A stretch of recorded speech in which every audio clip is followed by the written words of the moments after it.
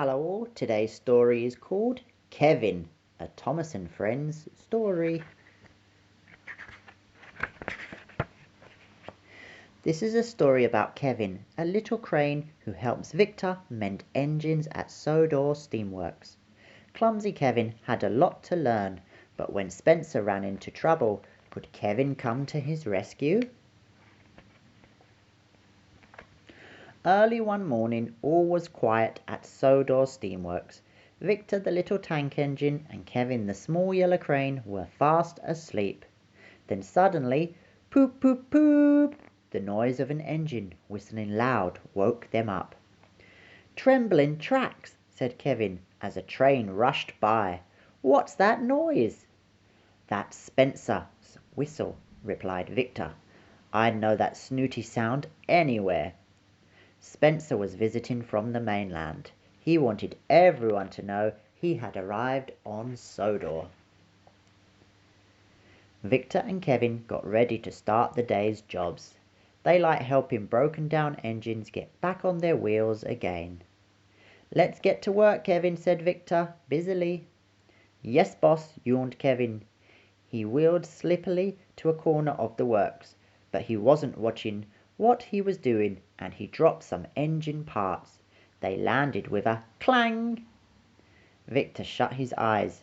"Kevin, slowly, slowly." "Sorry, boss," said Kevin. "It was a slip of the hook." Meanwhile, Spencer had steamed to Tidmouth sheds. The engines were still dozing inside. "Poop, poop," whistled Spencer. "Wake up, lazy bones." "Why don't you get to work, like me?" he went on rudely. "Poop, poop, yourself," grumbled Gordon crossly.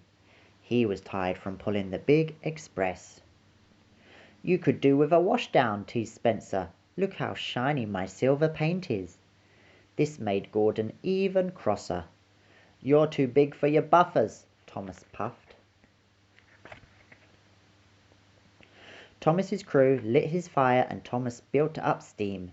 He shunted slowly out of the sheds. His first stop would be the steamworks, so that Victor could mend a crack in his funnel. Spencer steamed after him. "Let's have a race to see who's faster," he said. "No thanks, Spencer," said Thomas. He knew he had to get his funnel fixed so he could be a really useful engine again.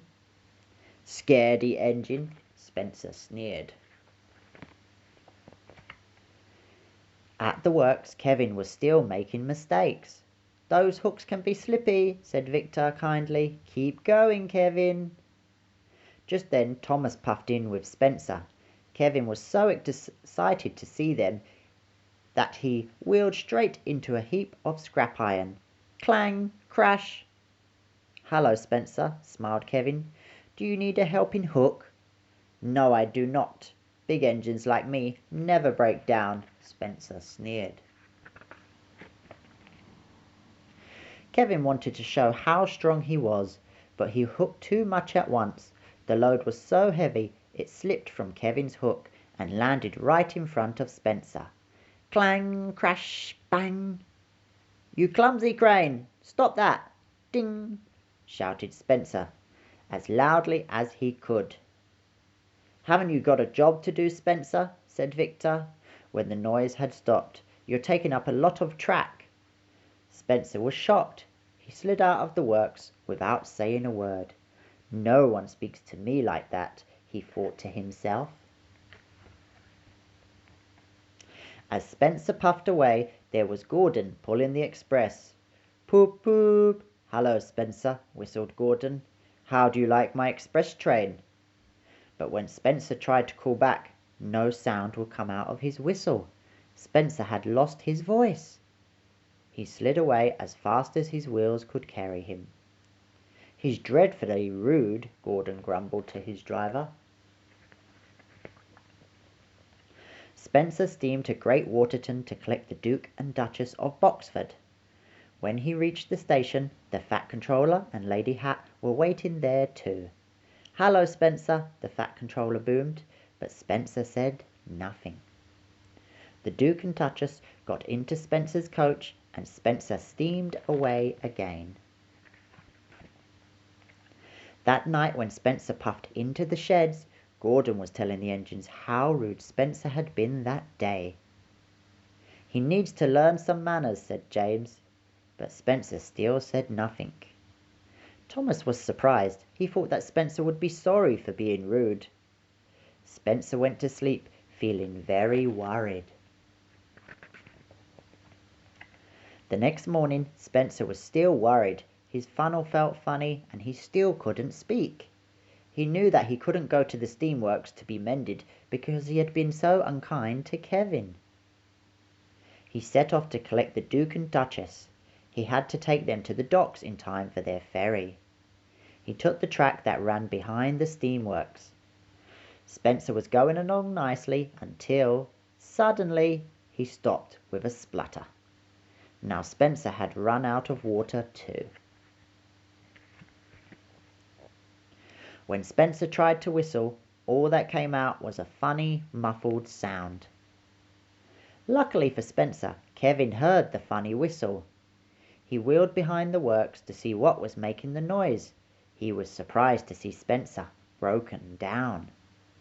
"Don't worry, Spencer," said Kevin kindly. "We can fix you." Spencer had never been more pleased to see Kevin. He smiled at the little crane. Kevin gave Spencer a nice long drink of water while Victor mended Spencer's whistle. Then Kevin finished his jobs carefully. He tidied trucks and moved metal without a single clang. Soon Spencer felt much better. "Thank you," he said to Kevin and Victor. "I'm sorry I was rude." He collected the Duke and Duchess and arrived at the docks just in time for the ferry. Kevin and Spencer are now great friends. Spencer always visits Kevin whenever he comes to Sodor, and he never shouts. The end. Thank you for listening. If you'd like to hear more stories, please subscribe to my channel.